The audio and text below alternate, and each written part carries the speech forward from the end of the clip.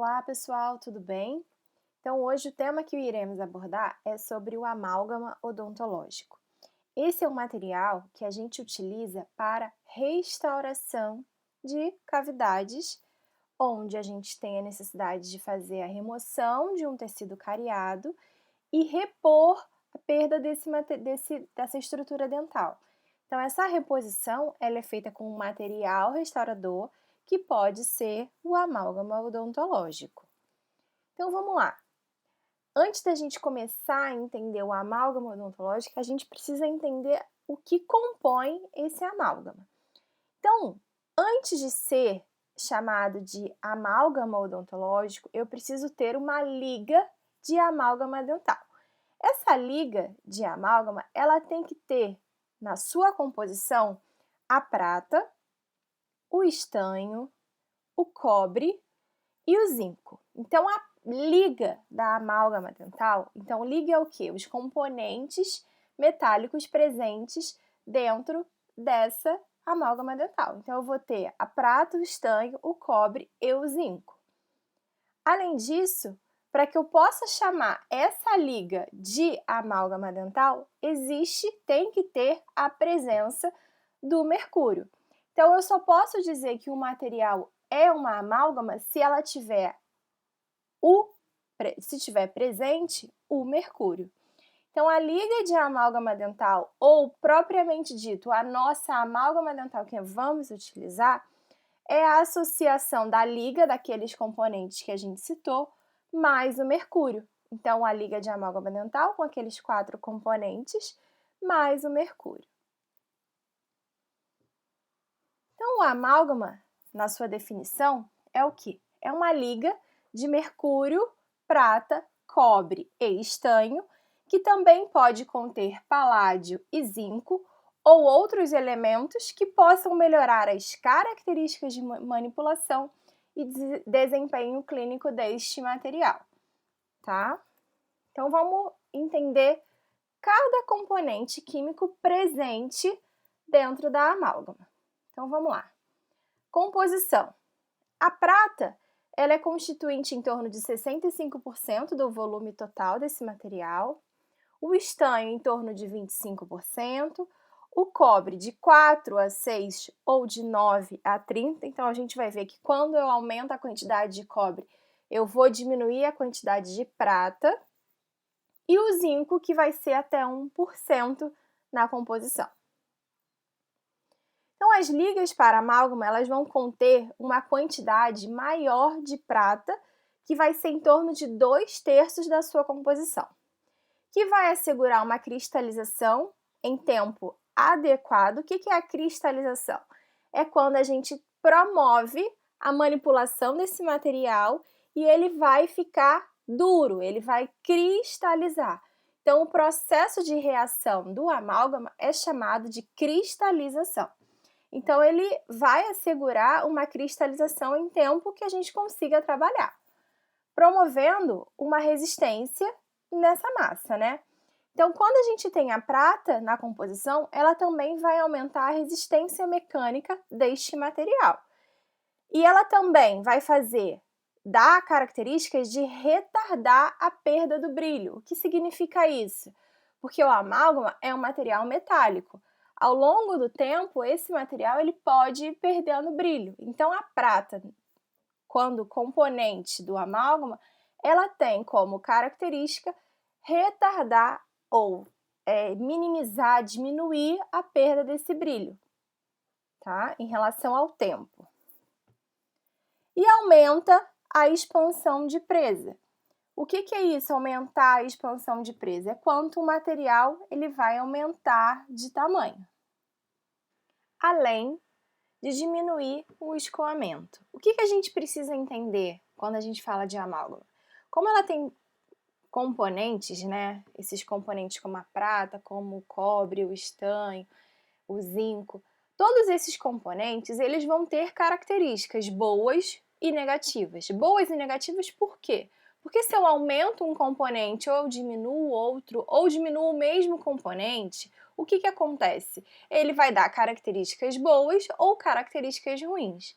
Por exemplo, se eu tenho um excesso de prata na composição, ela pode provocar uma expansão demasiadamente, muito grande. Então, essa expansão ela pode ser compensada pela diminuição da prata e aquisição do material, aumentar um pouco outro tipo de material. A gente vai ver isso mais para frente, mas é só para vocês entenderem que o mesmo material, o mesmo componente dentro do amálgama, ele tem características que podem ser muito boas, mas se eu exagero ou diminuo na sua quantidade, ele vai fazer com que eu tenha características negativas, tá?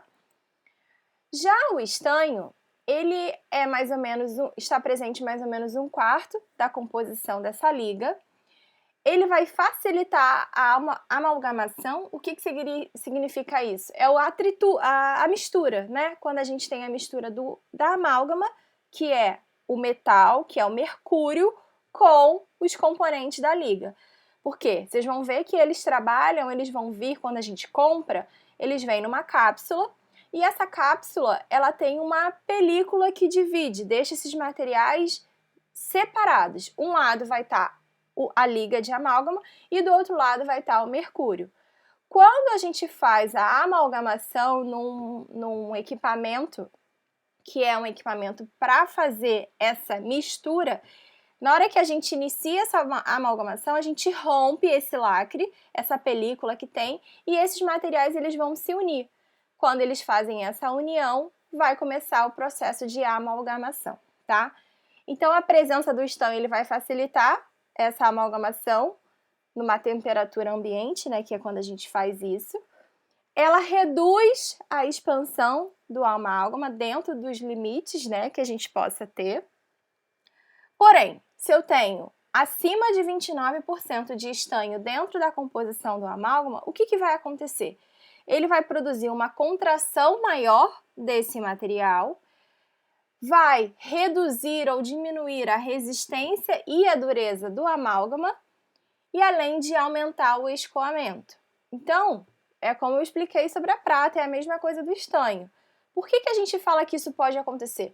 Porque a gente trabalha com diferentes marcas comerciais, então e diferentes qualidades de materiais.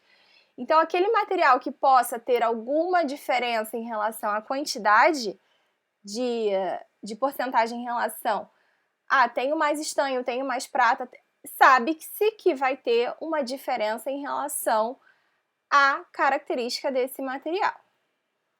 Então, o cobre, ele vai fazer o quê? Quais são as características? Ele vai substituir a prata. Então, quando a gente tem cobre na composição, a gente diminui um pouco da quantidade da prata. Lembra que eu falei que pode ser de 4 a 6 ou de 9 a 30? Então, para ter até 30, por exemplo, eu tenho que diminuir a quantidade de algum componente. Então, ele vai substituir a prata, substitui então a prata, né? Ele vai aumentar a expansão, a dureza e a resistência mecânica dentro do material. Além disso, ele diminui o escoamento, que é outra característica do amálgama. Porém, ele tem uma tendência ao escurecimento quando a gente usa em alta concentração, tá? Já o zinco, ele normalmente vem numa composição bem baixa, em torno de no máximo 1%, tá? Então, quando a gente tem uma liga de amálgama com maior que 0,01, a gente pode chamar essa liga de liga com zinco. Se ela for menos de 0,01%, é chamada de liga sem zinco. Mesmo que ela tenha essa composição, ela tenha a presença dentro da composição, ela pode ser chamada de sem zinco, porque a composição que ela vai estar ali dentro é muito baixa, né? A presença, né? Qual a característica do zinco? Ele é desoxidante, então ele atua como um agente de limpeza durante todo o processo de reação. Então ele vai se combinar com o oxigênio, fazendo com que a gente diminua a corrosão desse material e melhora a integridade marginal. O que é integridade marginal? É a margem da restauração, de como ela vai estar, como ela vai se apresentar ao longo do tempo. O que a gente quer? Uma integridade marginal onde duas margens, né? Então, duas situações, que é o dente e a amálgama, quando elas se encontram na margem, elas têm uma boa integridade. Então, o zinco ele vai proporcionar isso para o amálgama. Além disso, ele pode gerar uma expansão excessiva na presença de umidade. Então, é uma expansão anormal. Então, quando ele tem qualquer reação com a água, ele pode fazer com que o hidrogênio se deposite no interior dessa restauração, aumentando a pressão interna. Aumentando a pressão interna, ele gera uma expansão desse material. Além disso, ele tem como melhora as características da amálgama. Então, ele vai melhorar as propriedades. Então, ele foi feito mesmo para que ele é usado em pouca concentração, né? Então, a composição dele é muito baixa dentro da amálgama, mas para que ele facilite todo esse processo. Então, essa expansão que eu comentei, ela é chamada de expansão tardia. Então, a amálgama, por exemplo, quando ele está dentro do zinco, quando a gente tem o zinco na amálgama, né? O que vai acontecer?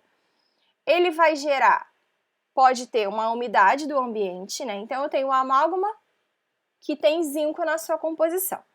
Onde a gente vai utilizar esse amálgama? A gente vai utilizar esse amálgama dentro da cavidade bucal. A cavidade bucal ela é úmida, correto? Então, eu tenho uma umidade do ambiente. Além disso, dependendo de onde você armazena, também pode ter contribuintes para que aumente a umidade do seu amálgama onde você está armazenando. Então, durante o momento da deposição dessa restauração, dessa amálgama dentro da cavidade, se eu tenho incorporação de hidrogênio, que vai vir da água presente, por exemplo, na saliva, eu vou ter uma deposição de hidrogênio dentro dessa restauração, que vai ser um gás. Então, ele vai formar um gás dentro dessa restauração, fazendo com que aumente a pressão interna. Então, o que eu comentei no slide anterior, isso aqui é só para a gente resumir. Então, eu tenho uma amálgama que tenha zinco, com a umidade do ambiente, vai depositar hidrogênio nessa restauração, vai formar um gás e vai aumentar a pressão interna. Então, eu preciso controlar a umidade do ambiente. Então, a gente vai ver, não nessa disciplina, mas quando vocês começarem a ter disciplinas práticas, clínicas, né? A gente vai ver que o controle dessa umidade a gente pode fazer sobre isolamento absoluto, que é utilizar um lençol de borracha para que a saliva e demais estruturas dentais, demais estruturas orais, elas fiquem isoladas e a gente consiga trabalhar somente com os dentes expostos. Então, a gente diminui essa umidade, tá? Então, isso tudo, esse acontecimento em relação ao zinco é chamado de expansão tardia. Então, vamos para a reação química do amálgama.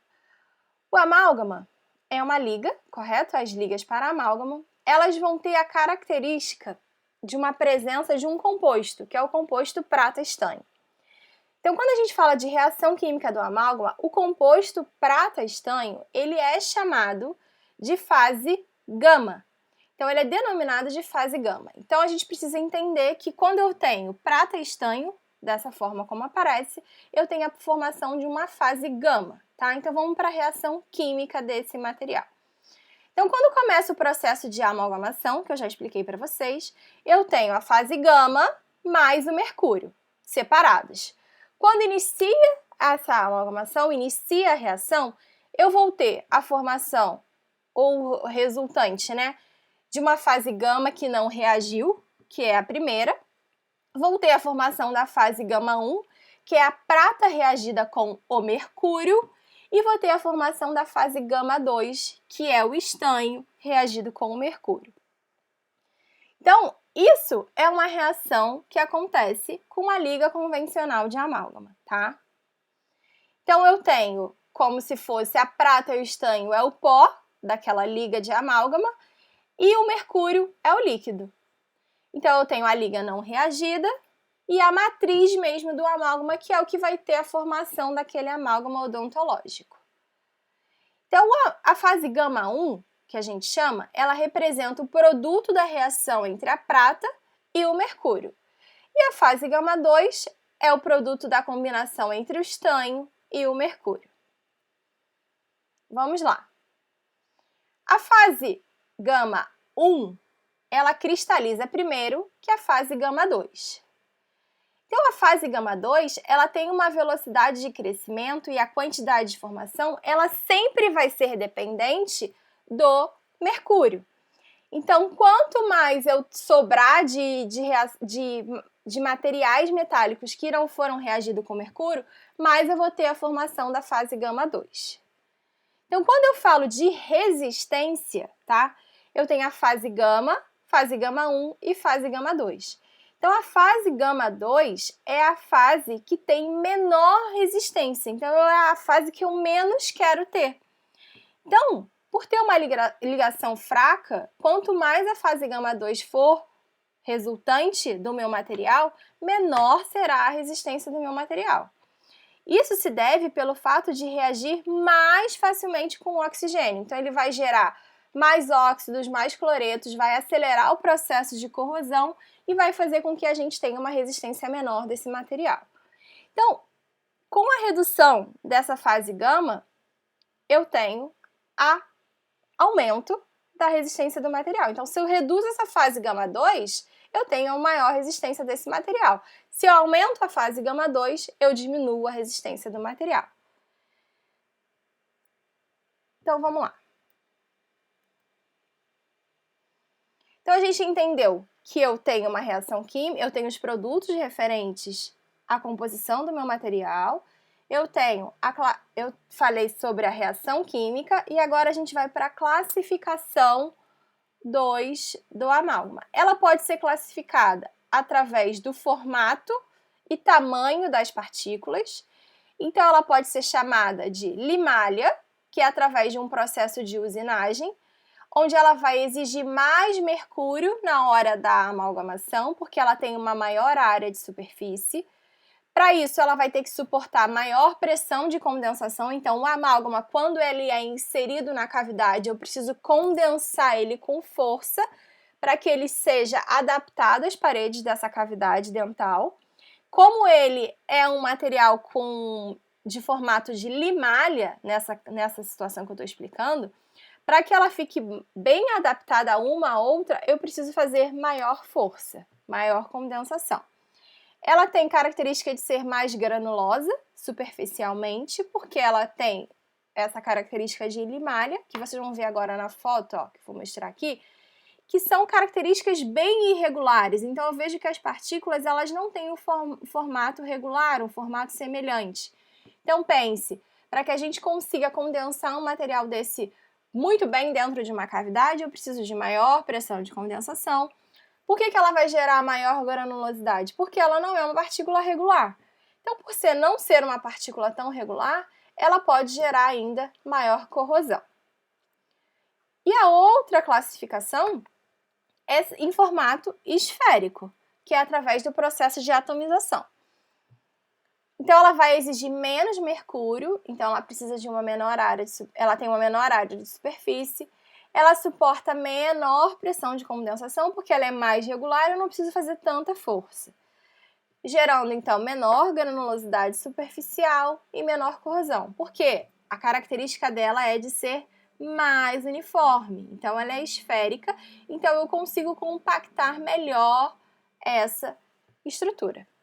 Então, eu posso classificar pelo formato, né, limalha ou esférica, ou então essa classificação ela pode ser feita pelo teor de cobre presente nessa liga, como ligas convencionais, que normalmente elas vão ter um baixo teor de cobre, menos do que 6%, então é de 4 a 6%.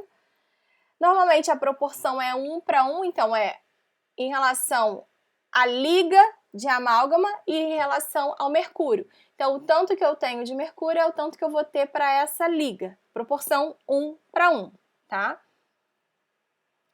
E ela vai ter mais formação da fase gama 2.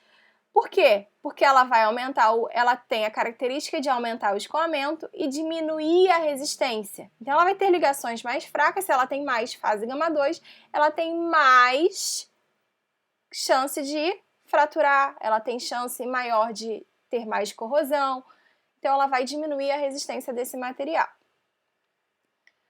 Então aqui, só para a gente relembrar, eu tenho normalmente a prata, que vai estar em torno de 67% a 74% dentro da composição, O estanho pode ser de 25 a 28. O cobre, se for uma liga convencional, ela tem menos de 6% e o zinco até 1%. Então, nessa situação clínica de ligas convencionais, eu tenho formação dessa fase gama 2 em maior quantidade. Então, como eu já comentei lá na frente, vou citar mais uma vez. A formação dessa fase gama 2, ela vai aumentar a suscetibilidade à corrosão desse material, diminuir a resistência e o aumento do creep ou escoamento. Então, o que é o creep? Vocês vão ouvir muito falar sobre o creep quando a gente relaciona a amálgama, tá? O que é o significado clínico do creep? É mais ou menos assim. Quando a gente sofre uma tensão mastigatória, a pressão, o amálgama ele vai sofrer uma deformação plástica. Então, ele se projeta, essa deformação, esse escoamento que ele vai gerar, ele se projeta além das margens da cavidade. Então, eu estou lá, sofrendo, aplicando uma força mastigatória, correto? Essa força mastigatória no amálgama, ela vai gerar uma deformação plástica. Essa deformação plástica vai fazer com que o material se escoa para além das margens da cavidade. Então, esse material que está escoando por além da cavidade, ele não tem suporte porque ali não tinha preparo. Então, o que vai acontecer com aquele material que escoou? Ele vai fraturar. Ele fraturando, ele pode formar uma fenda nessa margem, entre dente e a restauração. Então, quando eu tenho uma liga convencional que ela forma mais gama 2 e ela aumenta esse creep, não é uma característica boa, é uma característica ruim. Então, a gente sabe que o amálgama, ele tem esse escoamento, é normal do amálgama, só que nas ligas convencionais de baixo teor de cobre, isso é maior. Então, a gente tem que tentar trabalhar com ligas que tenham maior teor de cobre, para que esse escoamento seja menor e eu não tenha falha na margem da restauração. E as ligas enriquecidas com cobre, elas vão estar em um teor de 9 a 30%, que vai dar o quê? Melhores propriedades mecânicas desse material, tá? Diminuindo a corrosão e melhorando a integridade marginal. A integridade marginal foi o que eu acabei de explicar para vocês em relação ao creep. Se eu tenho mais cobre, esse cobre vai fazer com que o creep diminua, diminuindo o creep, diminui o escoamento, diminui a deformação que possa acontecer nessa margem. Então, vamos agora falar um pouco sobre as propriedades do amálgama. Em relação à estabilidade dimensional do amálgama, que é quando vai gerar as falhas das restaurações de amálgama, tá? Então, ele tem uma alteração dimensional, sim, o amálgama. Ele muda de tamanho em função do quê? Daquela expansão tardia que eu expliquei referente ao zinco, quando a gente tem a presença de umidade. Ele também pode contrair quando eu tenho muita quantidade de prata dentro dessa composição. Além disso, ele vai ter uma desintegração dessa margem. Claro, se eu tenho uma expansão ou uma contração, se o material foi posicionado naquela cavidade e ele estava bem adaptado, se ele expande, ele desadapta da margem para fora desse dente, para fora dessa cavidade. Se ele contrai, ele vai deixar uma fenda. Então, a gente vai ver que a estabilidade dimensional do amálgama, ela acontece, então ela tem uma alteração que vai gerar falha dessas restaurações ao longo do tempo, tá?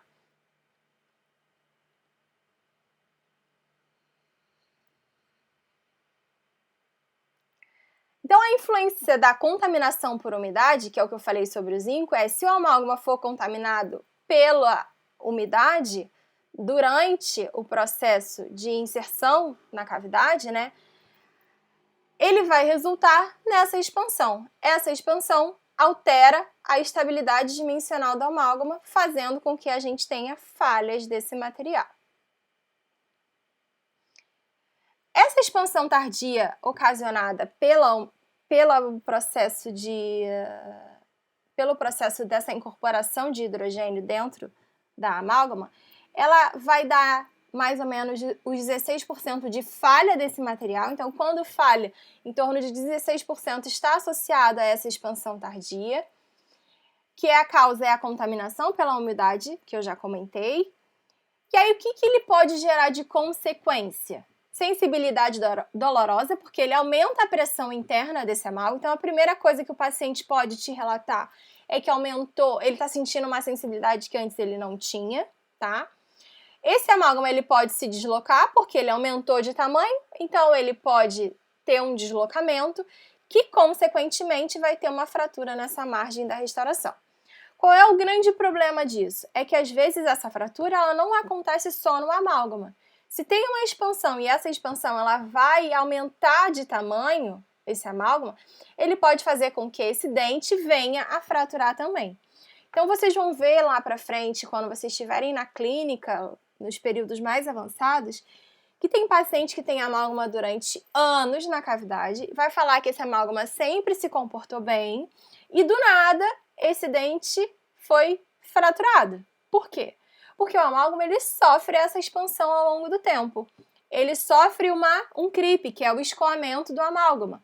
Então, essas características de mudar o tamanho do material faz com que, ao longo do tempo, a gente venha ter dentes trincados. Com mais tempo, ele vai trincando, até que tem um momento que ele fratura. Fratura tanto o amálgama, ou às vezes o amálgama está intacto e fratura a estrutura dental, tá? Então, outra característica de propriedade do amálgama é a resistência. Então, ela pode sofrer influência durante o processo de trituração, vai sofrer também em relação ao conteúdo de mercúrio, pode sofrer também pelo processo de condensação, vai sofrer também pela porosidade que vai ter esse material, pela velocidade de cristalização. Então, isso tudo vai influenciar na resistência do amálgama dental. Então, o que a gente tem mais ou menos dos estudos é que a resistência à compressão de um amálgama satisfatório, um amálgama ok, é em torno de 310 megapascal, tá? Então, quando que a gente vai reduzir a resistência desse material? Quando que em algum processo ele vai fazer com que reduza a resistência? Então, no momento de triturar esse material, quando a gente faz a mistura, a amalgamação, vai ter a trituração do amálgama, que vai ter o mercúrio e a liga. Quando elas se unem, é o processo de amalgamação ou trituração. Então, quando eu tenho uma subtrituração, o que acontece? Os componentes não estarão todos reagidos, deixando o amálgama mais frágil. Por quê? Vai ter mercúrio que não reagiu. Então, eu triturei menos do que deveria, então eu tenho mercúrio não reagido, gerando um amálgama mais fragilizado. Uma supertrituração é quando eu trituro demais esse material, ele vai gerar uma mistura completamente rígida, dura. Ela vai estar quente, porque ela é um metal, então ela vai aquecer. E aí ela ainda vai prejudicar o processo de condensação. Pensa, se você tem um material muito rígido, para você condensar dentro de uma cavidade não é fácil. Então, essa supertrituração ela também reduz a resistência do material. E a subcondensação, que é quando eu já triturei e vou inserir esse material na cavidade, quando eu faço isso diminuindo, eu faço uma condensação precária, eu vou ter o quê?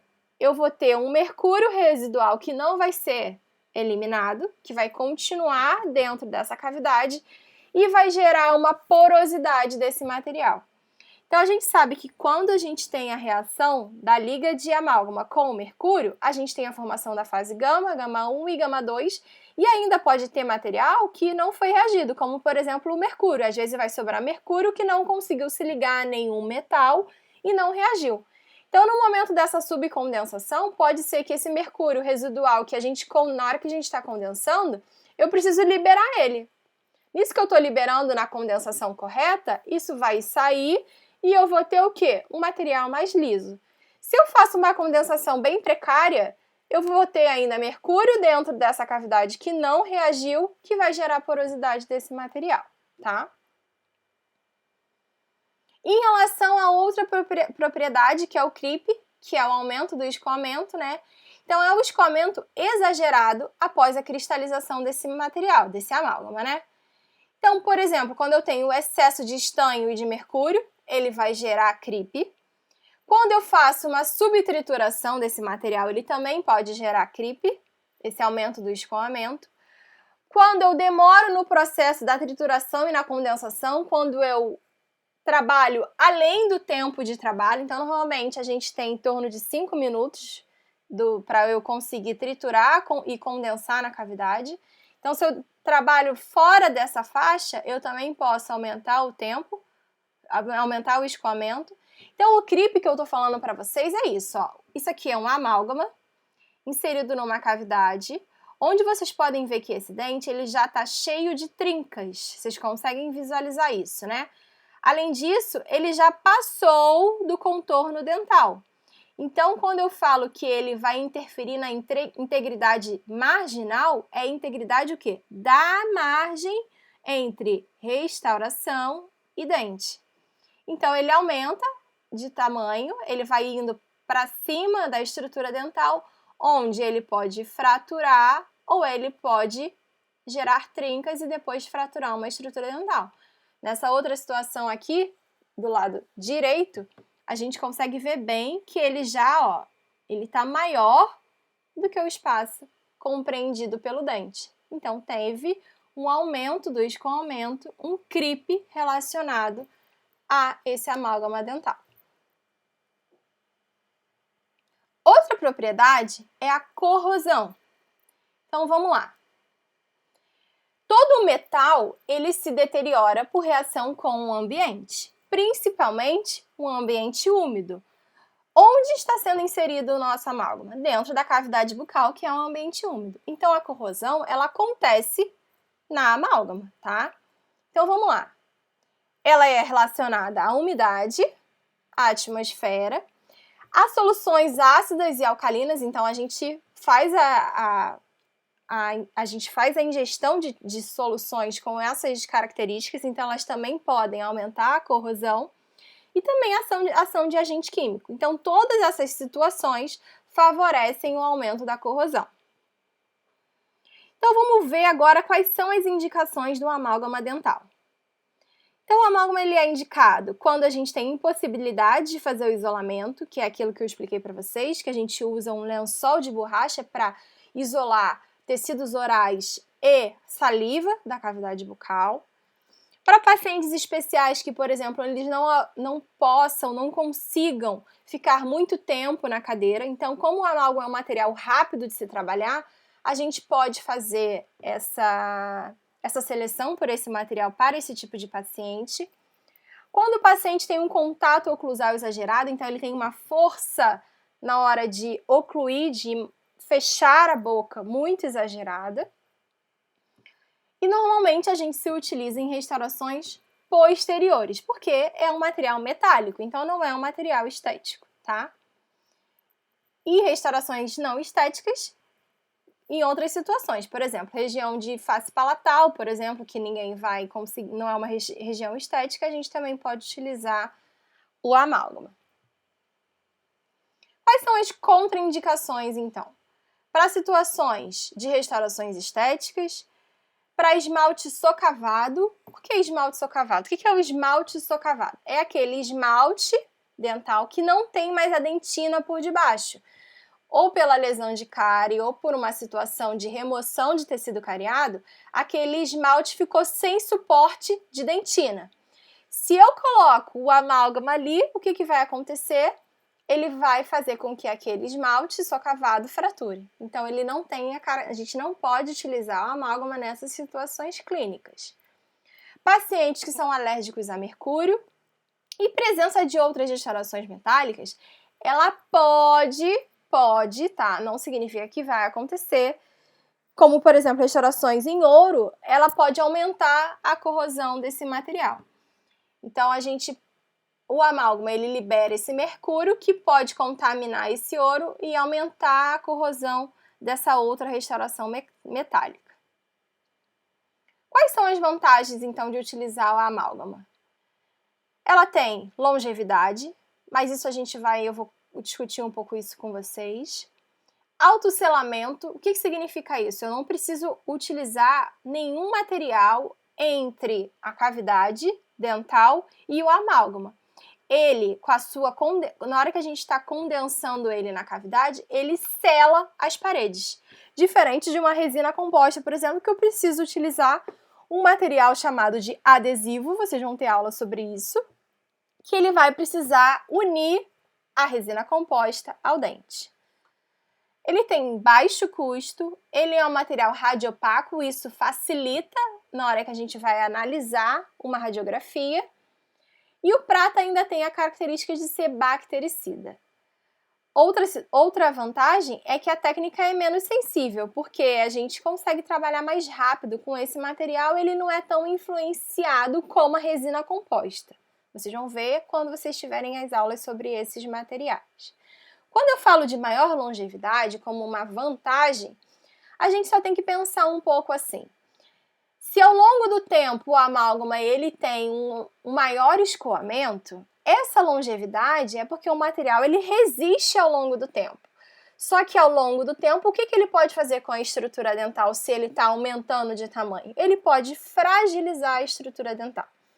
Então, por isso que quando a gente vê uma restauração de amálgama muito ampla, a gente faz uma indicação de substituição desse amálgama, onde ainda não tenha nenhuma fratura ou nenhuma trinca. Isso vai fazer com que a gente deixe esse dente mais tempo na cavidade bucal.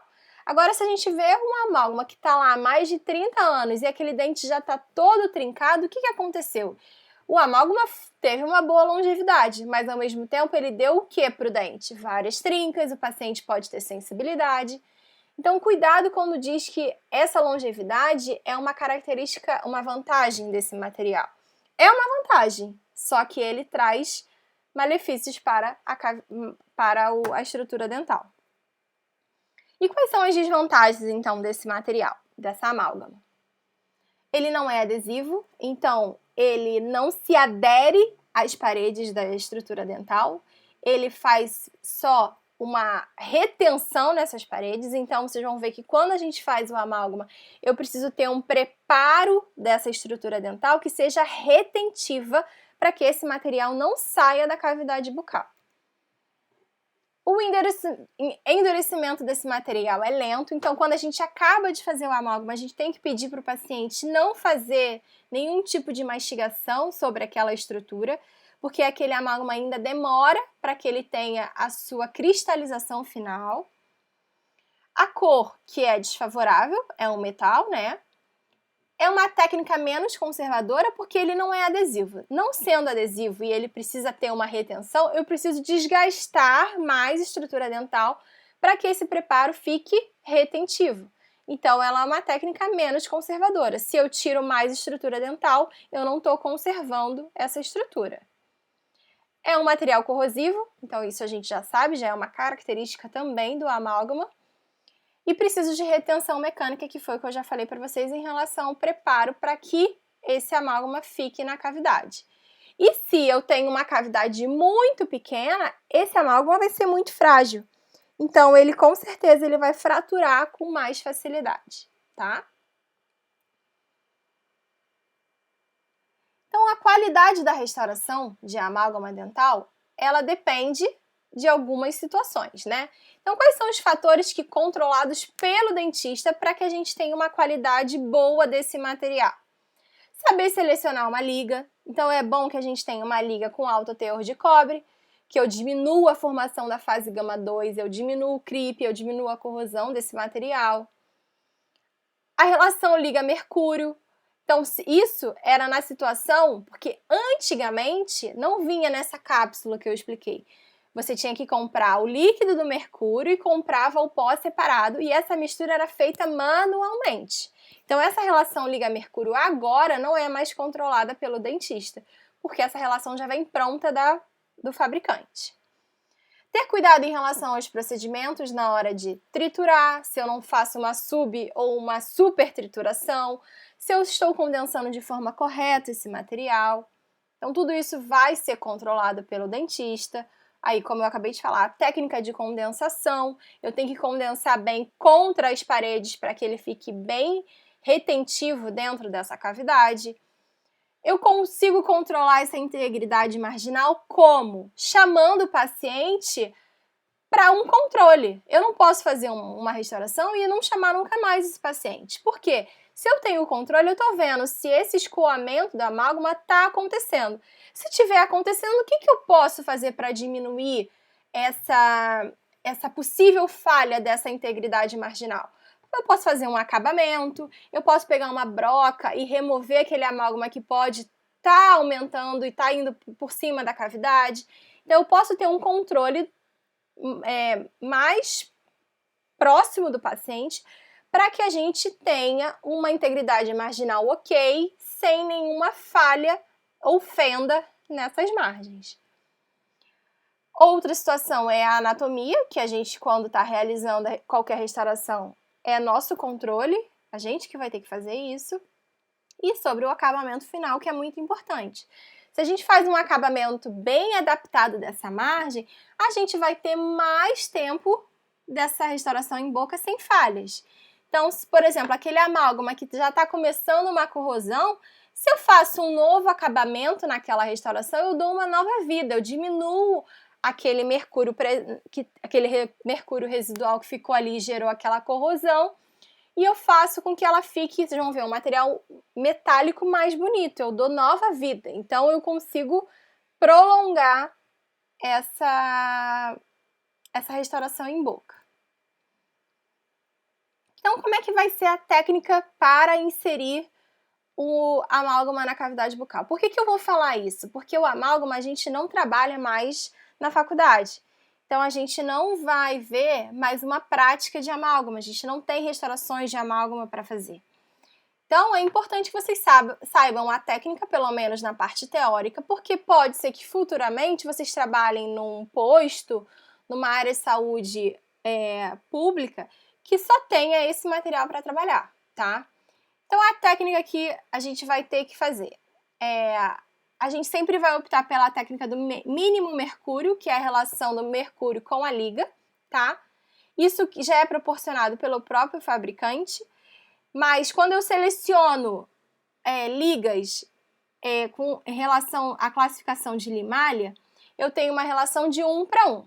Quando eu trabalho com as esféricas, essa relação diminui, é de 0,8 para 1. Por quê? Porque as esféricas são ligas que apresentam esse formato mais regular, precisando menos mercúrio para fazer todo o molhamento desse metal. Então, essa relação de mínimo mercúrio, se eu tivesse que optar, eu sempre iria optar pelas ligas esféricas e não pelas ligas com formato limalha, tá? Então, a trituração ou a amalgamação é quando eu misturo o pó com o líquido, que o pó é o quê? A liga, e o líquido é o mercúrio, formando essa massa plástica. Então, aqui do seu lado direito, isso aqui já é o pó com o líquido, formando essa massa plástica depois do processo de amalgamação, tá? Depois que eu tive aquela massa plástica pronta, eu preciso condensar esse material dentro da cavidade.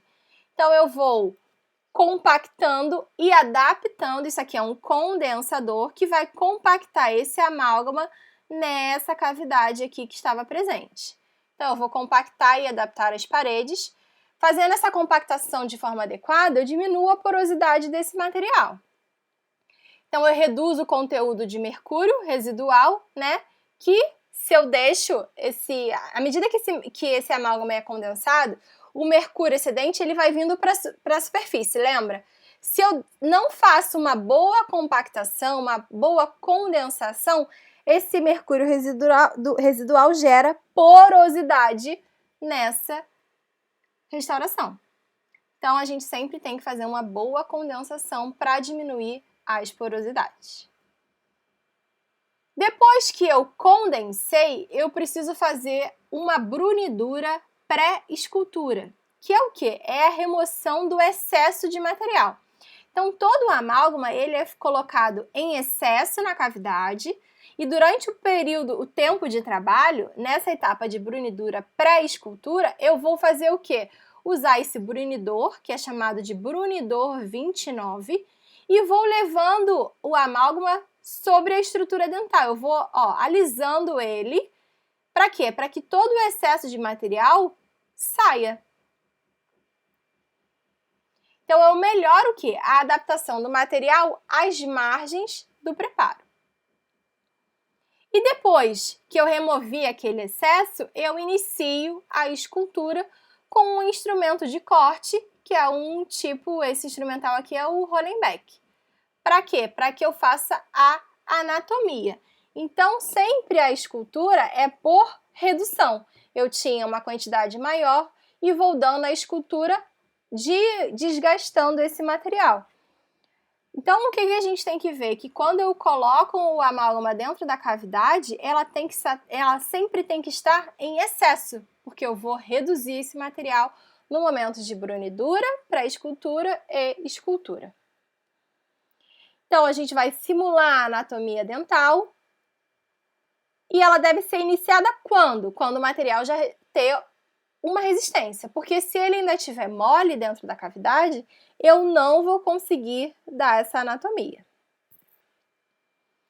E a brunidura pós-escultura é o quê? É quando a gente vai deixar o material mais brilhoso e ele vai fazer uma lisura dessas paredes desse material. Então, é o alisamento da superfície. E a gente sabe que ele tem uma presa lenta, a gente já falei isso em relação ao amálgama. Então, a gente oferece uma resistência, ele já tem que oferecer uma resistência, mas a gente sabe que não é uma resistência adequada para o paciente já ter esforços mastigatórios. E aí, essa presa lenta, ela pode danificar as margens. Então, por isso que a gente faz essa boa adaptação às margens e confere ao paciente para que ele não faça nenhum tipo de esforço mastigatório pós-restauração. Já o acabamento e o polimento dessa restauração, ela vai fazer o quê? Ela vai corrigir, por exemplo, uma anatomia ou uma oclusão que o paciente sentiu alto. Eu posso refinar melhor a escultura e a anatomia, reduzir a aspereza, a sensação de estar áspera essa restauração. Eu posso acertar as margens e os bordos dessa restauração e fazendo com que eu aumente a resistência à corrosão, porque eu estou removendo todo o mercúrio residual, eu estou removendo todo o material que estava em excesso e vou deixar essa superfície altamente reflexiva e brilhosa e lisa. Então, eu diminuo a corrosão, eu aumento a resistência a esse material a sofrer uma corrosão. Então, aqui é um amálgama. Essa primeira foto é pós-escultura, brunidura pós-escultura. Ele já oferece um brilho, um acabamento. Quando eu venho com uma ponta de acabamento, eu melhoro a anatomia e melhoro a lisura dessa restauração, tendo essa situação clínica final. Então, ele vai melhorar todas as características do amálgama ao final do acabamento e polimento. Quando que a gente tem sucesso? Aqui, ó, essa foto é bem característica do que eu falei, ó. Quando eu falo de longevidade, ok, o amálgama tá aqui, ó, inteiro, não teve nenhuma fratura nele, mas olha o que ele fez com a estrutura dental. Quebrou essa cúspide. Então, a trinca, ela deve ter sido gerada, foi vindo, com mais esforço mastigatório, gerou o quê? Uma fratura nessa estrutura dental, gerando insucesso. Então, o insucesso ele pode ser por N motivos. Pela manipulação do material, pelo preparo cavitário que você fez que não estava retentivo, ou até pelo polimento que não foi dado durante o tempo que essa restauração estava em boca, né? Então, isso tudo pode gerar insucesso do amálgama dental. Outra situação clínica que ele também aqui, ó, já está passando pelo tamanho do dente, trincas, corrosão, tá? Então, quais são os cuidados também para a gente finalizar que a gente deve ter com a amálgama dental? É importante que quando você trabalhe, porque antigamente os consultórios, eles não eram com todas essas características de agora. Tinha consultório que tinha carpete no chão, muitas cortinas de pano. Então, o amálgama, e antes o amálgama era feito essa trituração manualmente. Eu tinha o líquido separado do pó e fazia essa mistura. Então, eles diziam, o amálgama, esse mercúrio poderia contaminar o ambiente. Então, isso era um cuidado que você deveria ter na hora da manipulação. Agora, qual é o cuidado que a gente tem que ter? Como ele já vem numa cápsula, eu só vou fazer essa trituração no equipamento de amalgamador. E aí, na hora de descartar esse material, que eu tenho que descartar ele num ambiente seguro para que a gente não contamine o consultório. O consultório tem que ser bem ventilado. Cuidado com a localização do seu amalgamador, que é o triturador, né? O equipamento que vai fazer essa amalgamação. Os resíduos de mercúrio, eles devem ser armazenados em solução reveladora para você poder descartar, então eu não posso descartar eles de qualquer forma. Eles não podem ser queimados ou esterilizados, porque ele contamina o ambiente. Usar uma técnica que não precise manipular o amálgama, então a gente pode usar isso que a gente já tem, né, que são as cápsulas de amálgama. Eu não preciso manipular o líquido do pó, ele já vem pronto. Então, aí a gente vai optar sempre pelas cápsulas fechadas durante a amalgamação e usar água, spray e solução quando desgastar o amálgama dental. Tem que ter cuidado, porque quando eu estou usando, eu posso ter liberação desse amálgama, então por isso que a gente sempre vai fazer de forma isolada, com isolamento absoluto, para que não tenha contaminação da cavidade bucal por esse amálgama, tá? Então, a gente sabe que esse amálgama dental, ele está sendo extinto, tá? Tem alguns países que já não liberam mais a utilização desse material. Teve já uma convenção que era para não ter mais uso a partir de 2022. Então, isso já é real. Então, diminuir a quantidade de uso do amálgama pela contaminação do mercúrio, que é maléfica para o meio ambiente. Então, a gente finalizou aqui a aula de amálgama e qualquer dúvida que vocês tenham, vocês podem entrar em contato comigo pelo e-mail. Obrigada!